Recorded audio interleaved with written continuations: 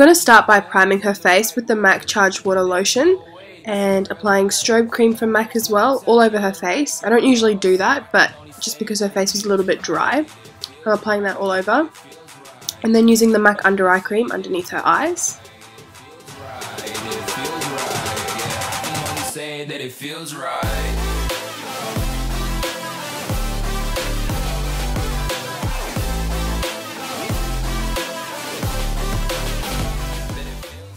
To refresh her face, I'm using the Mario Badescu Rose Water Spray.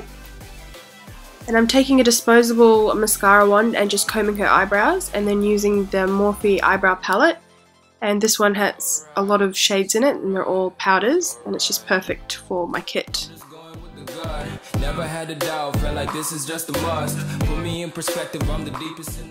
She already has a really nice shape to her eyebrows, so I'm just filling in the sparse areas. So I'm blending the front of the eyebrow first. So I create the line at the bottom and I blend upwards, and then I fill in the arch a little bit. You can have it all. Watch me rip it off. I'll admit it. You got me feeling hella loved. Even when it's going down, know that we gon' live it up. Young shot caller. I love doing this step, so I get concealer and I carve the brows from underneath and I blend it on her eyelids to create a base for the eyeshadow. And I also crisp it up with concealer on top of the eyebrow as well. And I usually always do this step when I'm filling eyebrows in with powder, because I find that with powder you don't really get that crisp line that you do when it's filled in with a brow pencil. So I usually always do this step.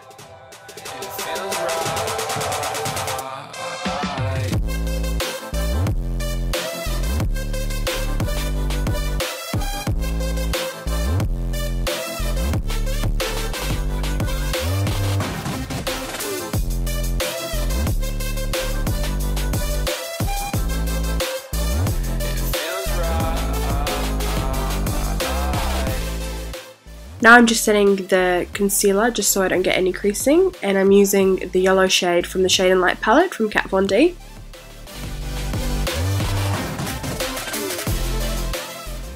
I'm grabbing a very tapered blending brush, and I'm using a reddish shade and a brown shade from the Kat Von D palette, and I'm creating the cut crease now, but obviously it's not very cut yet, but I'm just creating the base for it, the outline. So I do it a bit above her crease so when she opens her eyes it's still visible, and I flare it out at the corner just so the liquid liner is parallel to it, and that just gives it a really nice effect.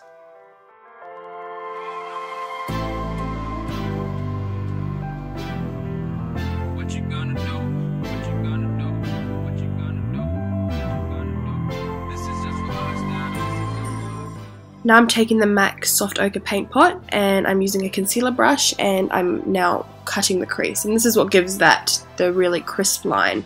And this is so easy. I just really advise that you take your time. I've sped it up now, it doesn't usually take this fast, it's quite a long process. Be very careful and do small strokes so you get that perfectly crisp line. And this paint pot has a powder finish, so I don't really have to set it, and it doesn't really crease on the lids, I find. So as you can see, I'm doing it with the other eye, and I flare it out as well so it maps out with my winged liner.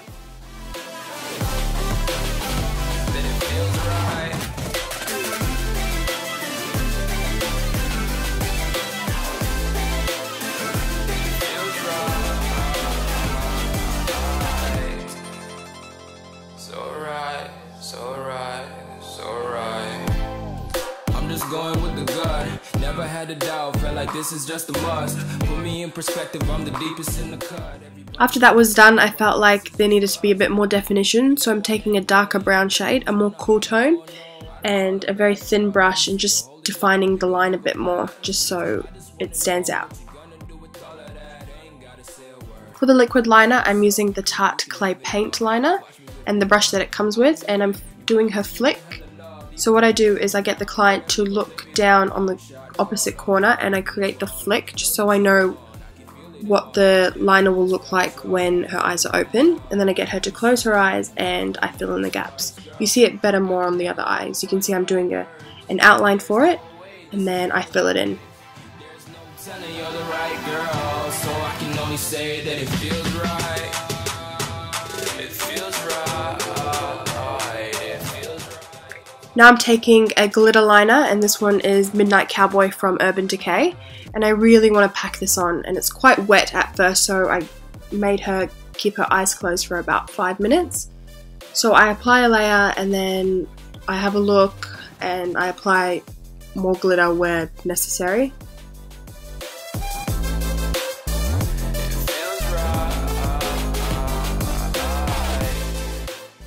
I always like having the lashes to have a coat of mascara for the falsies, just so they have a bit of a base to stick on. So I'm using the Max Factor False Lash Effect, and her lashes are just a generic brand, I can't really remember the name, but they flare out at the corner, they're quite winged out. Foundation, I'm using the NARS Luminous Weightless Foundation in the colour Syracuse. It looks a little too dark here, but it matches the rest of her face perfectly, I swear. And I'm taking a small stippling brush, and this helps me get really in the nooks and crannies of her face. I actually prefer this over the Beauty Blender for clients because it's a lot easier to clean as well. But for everyday use, I recommend using a sponge or a bigger brush, but this is really to get that flawless effect. And I'm using the NARS Radiant Creamy Concealer, and I'm taking the MAC 217 blending brush, and I'm applying that underneath her eyes. And I'm going to bake, and I'm using the Face of Australia translucent powder mixed with the Ben Nye banana powder underneath her eyes and underneath where I contour. I mixed the two powders together just because that's the only way I can get the banana powder to work and to not be so harsh on her because she's got a bit of a darker skin colour. And for bronzer, I'm using the MAC Give Me Sun bronzer. I'm not going to contour today because I didn't really feel like it was necessary. She's got quite a contoured face naturally, and I really just liked it just to be bronzed on its own. And for blush, I'm using MAC Melba.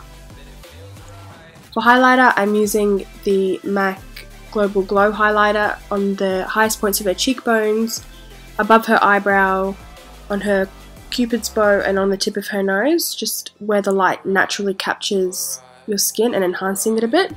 And I'm using the NARS Kitten highlighter, and I realised I didn't do her brow bone, so I quickly did that as well.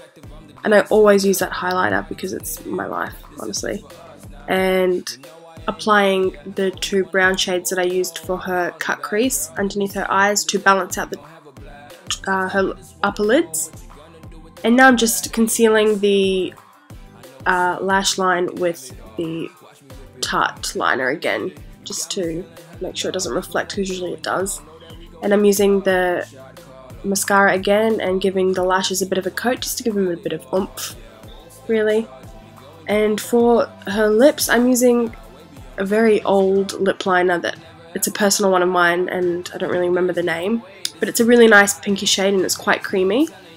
And I'm using Celebrity Skin from Jeffree Star. It's a liquid to matte lipstick, and I love it. It's so nice. It's really, really nice formula. It's the best one I've found so far for me to use. And I think that's it. Oh no, and then afterwards I'm concealing her lips, around her lips, because liquid lipstick is quite messy sometimes. And that's the finished look. Thank you so much for watching.